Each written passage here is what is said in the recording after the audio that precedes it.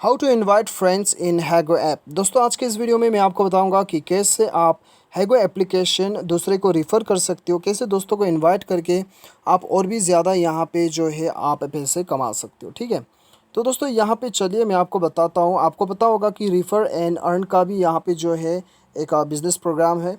ठीक है, तो दोस्तों उसे आप कैसे इस्तेमाल कर सकते हो। सबसे पहले तो हैगो एप्लीकेशन खोल लेना है। उसके बाद में दोस्तों आपको यहाँ पे सबसे ऊपर लेफ्ट साइड पे बेल आइकॉन पे आपको क्लिक करना है। ठीक है, आपका प्रोफाइल पे।